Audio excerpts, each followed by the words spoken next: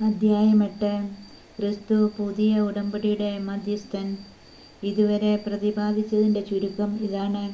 സ്വർഗത്തിൽ മഹിമയുടെ സിംഹാസനത്തിൻ്റെ വലതുഭാഗത്തിരിക്കുന്ന ഒരു പ്രധാന പുരോഹിതൻ നമുക്കുണ്ട്. അവൻ വിശുദ്ധ വസ്തുക്കളുടെയും മനുഷ്യനിർമ്മിതമല്ലാത്തതും കർത്താവിനാൽ സ്ഥാപിതവുമായ സത്യകൂടാരത്തിൻ്റെയും ശുശ്രൂഷകനാണ്. പ്രധാന പുരോഹിതന്മാർ കാഴ്ചകളും ബലികളും സമർപ്പിക്കുവാനാണ് നിയോഗിക്കപ്പെടുന്നത്. അതിനാൽ സമർപ്പിക്കാനായി എന്തെങ്കിലും ഉണ്ടായിരിക്കുക അവനും ആവശ്യമായിരുന്നു.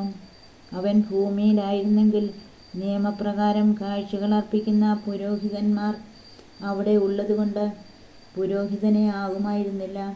സ്വർഗീയ വസ്തുക്കളുടെ സാദൃശ്യത്തെയും നിഴലിനെയുമാണ് അവർ ശുശ്രൂഷിക്കുന്നത്.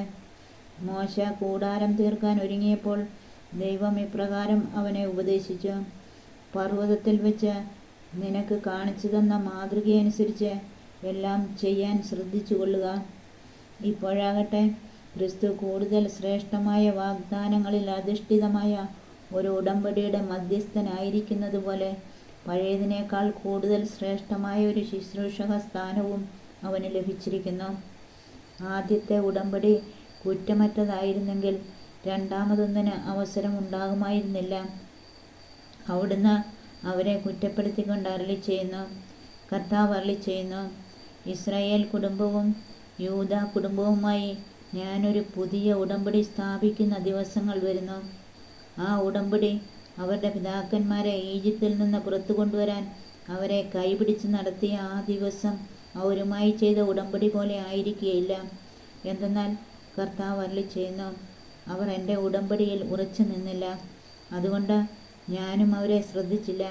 കർത്താവ് അരുളിച്ചെയ്യുന്നു: ആ ദിവസങ്ങൾക്ക് ശേഷം ഇസ്രായേൽ ഭവനവുമായി ഞാൻ ചെയ്യുന്ന ഉടമ്പടി ഇതാണ്. എൻ്റെ നിയമങ്ങൾ അവരുടെ മനസ്സിൽ ഞാൻ സ്ഥാപിക്കും, അവരുടെ ഹൃദയത്തിൽ ഞാൻ അവ ആലേഖനം ചെയ്യും. ഞാൻ അവർക്ക് ദൈവമായിരിക്കും, അവർ എനിക്ക് ജനവും. ആരും തൻ്റെ സഹപൗരനെയോ സഹോദരനെയോ കർത്താവിനെ അറിയുക എന്ന് പറഞ്ഞ് പഠിപ്പിക്കേണ്ടതില്ല.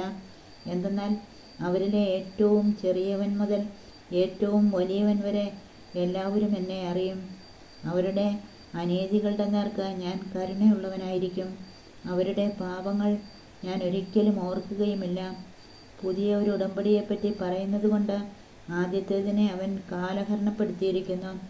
കാലഹരണപ്പെട്ടതും പഴക്കം ചെന്നതുമാകട്ടെ അപ്രത്യക്ഷമായിക്കൊണ്ടിരിക്കുന്നു. അധ്യായം 9. ബലി, പഴയതും പുതിയതും. ആദ്യത്തെ ഉടമ്പടി അനുസരിച്ച് തന്നെ ആരാധനാവിധികളും ഭൗമികമായ വിശുദ്ധ സ്ഥലവും ഉണ്ടായിരുന്നു. ദീപപീഠവും മേശയും കാഴ്ചയപ്പവും സജ്ജീകരിക്കപ്പെട്ടിരുന്ന പുറത്തെ കൂടാരം വിശുദ്ധ സ്ഥലമെന്ന് വിളിക്കപ്പെടുന്നു. രണ്ടാം വിരിക്കകത്തുള്ള കൂടാരം അതിവിശുദ്ധ സ്ഥലമെന്ന് വിളിക്കപ്പെടുന്നു. അതിൽ സ്വർണം കൊണ്ടുള്ള ധൂപപീഠവും എല്ലാ വശവും പൊന്നു പൊതിഞ്ഞ വാഗ്ദാന പേടകവും ഉണ്ടായിരുന്നു. മന്ന വെച്ചിരുന്ന സ്വർണ്ണ കലശവും അഹറോന്റെ തളിർത്ത വടിയും ഉടമ്പടിയുടെ ഫലകങ്ങളും അതിൽ സൂക്ഷിച്ചിരുന്നു. പേടകത്തിന് മീതെ കൃപാസനത്തിന്മേൽ നിഴൽ വീഴ്ത്തിയിരുന്ന മഹത്വത്തിൻ്റെ കെരൂബുകൾ ഉണ്ടായിരുന്നു. ഇവയെപ്പറ്റി ഇപ്പോൾ വിവരിച്ച് പറയാനാവില്ല.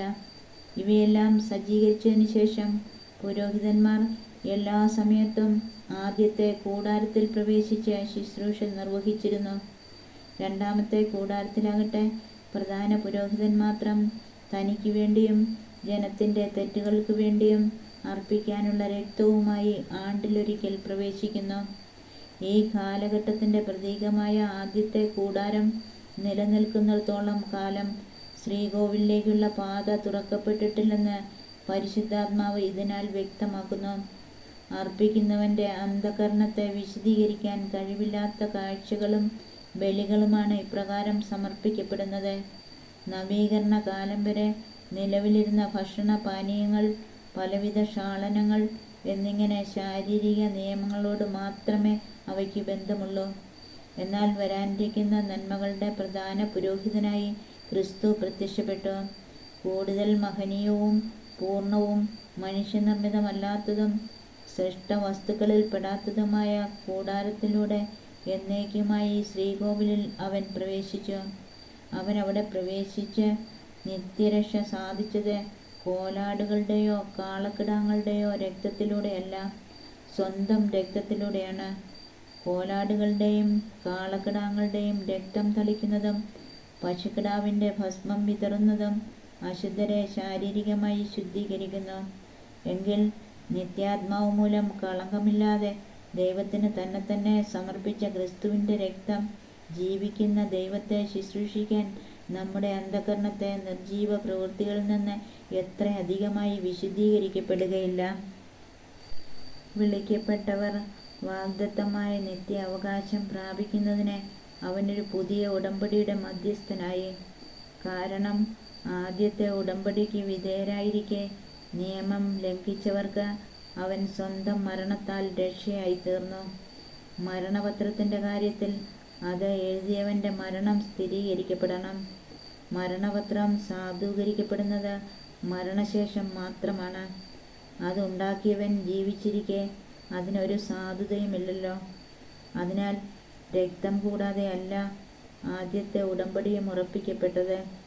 മോശ നിയമത്തിലെ ഓരോ കൽപ്പനയും ജനങ്ങളോട് പ്രഖ്യാപിച്ചപ്പോൾ അവൻ പശുക്കിടാക്കളുടെയും ആടുകളുടെയും രക്തം ജലത്തിൽ കലർത്തി ചെമന്ന ആട്ടിൻരോമവും ഹീസോപ്പ് ചെടിയും ഉപയോഗിച്ച് പുസ്തകത്തിന്മേലും ജനങ്ങളുടെ മേലും തളിച്ചുകൊണ്ട് പറഞ്ഞു, ഇത് ദൈവം നിങ്ങളോട് കൽപ്പിച്ചിരിക്കുന്ന ഉടമ്പടിയുടെ രക്തമാണ്.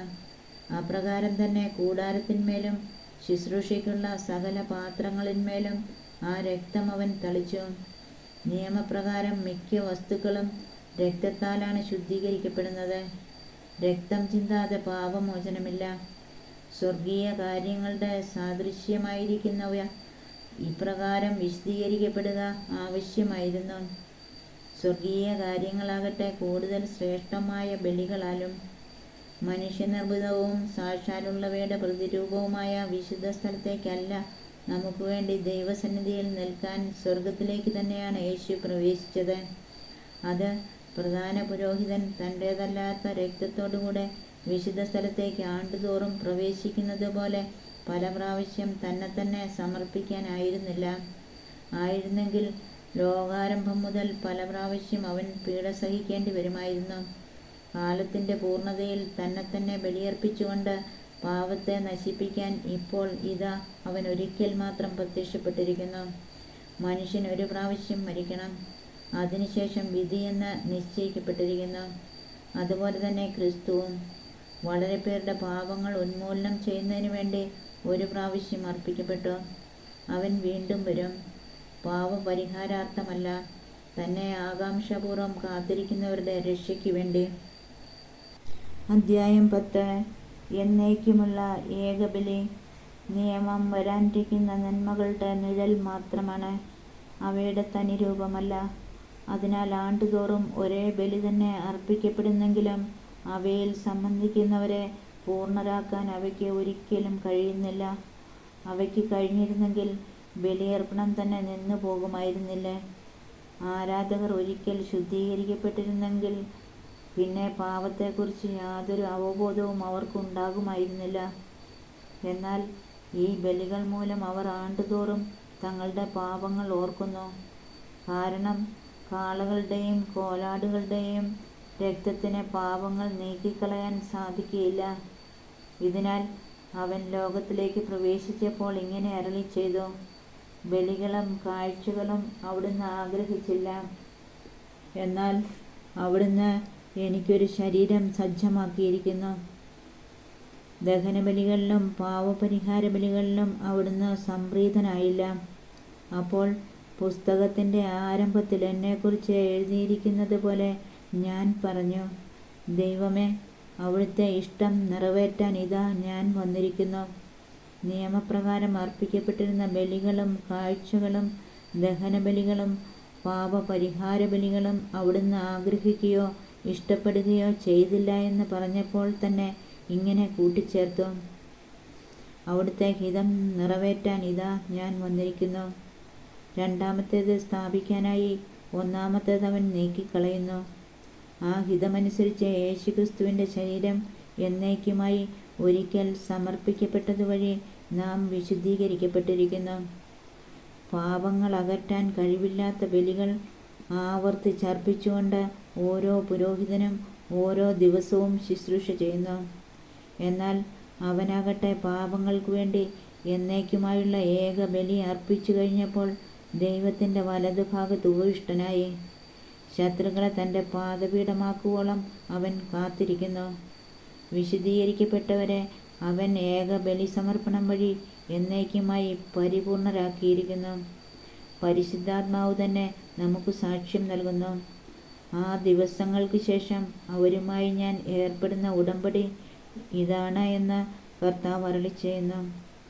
എൻ്റെ നിയമങ്ങൾ അവരുടെ ഹൃദയങ്ങൾക്ക് ഞാൻ നൽകും, അവരുടെ മനസ്സുകളിലവ ഞാൻ ആലേഖനം ചെയ്യും. അവിടുന്ന് തുടരുന്നു, അവരുടെ ദുഷ്പ്രവൃത്തികളും പാപങ്ങളും ഞാനിനി ഒരു കാരണവശാലും ഓർമ്മിക്കുകയില്ല. പാവമോചനമുള്ളിടത്ത് പാവപരിഹാരബലി ആവശ്യമില്ലല്ലോ. ഉപദേശവും മുന്നറിയിപ്പും. എൻ്റെ സഹോദരരെ, യേശുവിൻ്റെ രക്തം മൂലം വിശുദ്ധ സ്ഥലത്തേക്ക് പ്രവേശിക്കാൻ നമുക്ക് മനോധൈര്യമുണ്ട്. എന്തെന്നാൽ തൻ്റെ ശരീരമാകുന്ന വിരിയിലൂടെ അവൻ നമുക്കായി നവീനവും സജീവവുമായ ഒരു പാത തുറന്നു തന്നിരിക്കുന്നു. ദൈവഭവനത്തിൻ്റെ മേൽനോട്ടക്കാരനായി നമുക്കൊരു മഹാപുരോഹിതനുണ്ട്. അതിനാൽ വിശ്വാസത്തിൻ്റെ ഉറപ്പുള്ള സത്യഹൃദയത്തോടെ നമുക്ക് അടുത്തു ചെല്ലാം. ഇതിന് ദുഷ്ടമനസാക്ഷിയിൽ നിന്ന് നമ്മുടെ ഹൃദയത്തെ വെടിപ്പാക്കുകയും ശരീരം ശുദ്ധജലത്താൽ കഴുകുകയും വേണം. നമ്മോട് വാഗ്ദാനം ചെയ്തിരിക്കുന്നവൻ വിശ്വസ്തനാകയാൽ നമ്മുടെ പ്രത്യാശയെ ഏറ്റുപറയുന്നതിൽ നാം സ്ഥിരതയുള്ളവരായിരിക്കണം. സ്നേഹത്തോടെ ജീവിക്കുന്നതിനും നല്ല കാര്യങ്ങൾ ചെയ്യുന്നതിനും പരസ്പരം പ്രോത്സാഹിപ്പിക്കാൻ എങ്ങനെ കഴിയുമെന്ന് നമുക്ക് പര്യാലോചിക്കാം. ചിലർ സാധാരണമായി ചെയ്യാറുള്ളത് പോലെ നമ്മുടെ സഭായോഗങ്ങൾ നാം ഉപേക്ഷിക്കരുത്. മാത്രമല്ല, ആ ദിനം അടുത്തു വരുന്നത് കാണുമ്പോൾ നിങ്ങൾ പരസ്പരം കൂടുതൽ പ്രോത്സാഹിപ്പിക്കുകയും വേണം. സത്യത്തെ സംബന്ധിച്ച് പൂർണ്ണമായ അറിവ് ലഭിച്ചതിന് ശേഷം മനഃപൂർവ്വം നാം പാപം ചെയ്യുന്നെങ്കിൽ പാപങ്ങൾക്ക് വേണ്ടി അർപ്പിക്കപ്പെടാൻ പിന്നൊരു ബലി അവശേഷിക്കുന്നില്ല. മറിച്ച് ഭയങ്കരമായ ന്യായവിധിയുടെ സംഭീതമായ കാത്തിരിപ്പും ശത്രുക്കളെ വിഴുങ്ങിക്കളയുന്ന അഗ്നിയുടെ ക്രോധവും മാത്രമേ ഉണ്ടായിരിക്കൂ. മോശയുടെ നിയമം ലംഘിക്കുന്ന മനുഷ്യൻ കരുണ ലഭിക്കാതെ 2-3 സാക്ഷികളുടെ സാന്നിധ്യത്തിൽ മരിക്കുന്നു. ദൈവപുത്രനെ പുച്ഛിച്ച് തള്ളുകയും തന്നെ ശുദ്ധീകരിച്ച പുതിയ ഉടമ്പടിയുടെ രക്തത്തെ അശുദ്ധമാക്കുകയും കൃപയുടെ ആത്മാവിനെ അവമാനിക്കുകയും ചെയ്തവന് ലഭിക്കുന്ന ശിക്ഷ എത്ര കഠോരമായിരിക്കുമെന്നാണ് നിങ്ങൾ വിചാരിക്കുന്നത്. പ്രതികാരം എൻ്റേതാണ്, ഞാൻ പകരം വീട്ടുമെന്നും കർത്താവ് തൻ്റെ ജനത്തെ വിധിക്കുമെന്നും പറഞ്ഞവനെ നാം അറിയുന്നു. ജീവിക്കുന്ന ദൈവത്തിൻ്റെ കയ്യിൽ ചെന്ന് വീഴുക വളരെ ഭയാനകമാണ്. നിങ്ങൾ പ്രബുദ്ധരാക്കപ്പെട്ടതിന് ശേഷം കഷ്ടപ്പാടുകളോട് കഠിനമായി പൊരുതി നിന്ന ആ കഴിഞ്ഞ കാലങ്ങൾ ഓർക്കുവിൻ.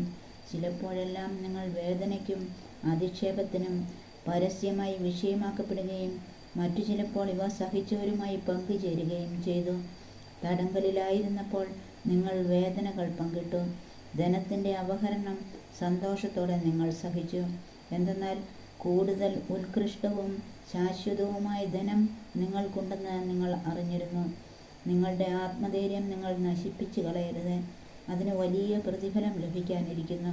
ദൈവത്തിൻ്റെ ഇഷ്ടം നിറവേറ്റി അവിടുത്തെ വാഗ്ദാനം പ്രാപിക്കാൻ നിങ്ങൾക്ക് സഹനശക്തി ആവശ്യമായിരിക്കുന്നു. ഇനി വളരെ കുറച്ച് സമയമേയുള്ളൂ.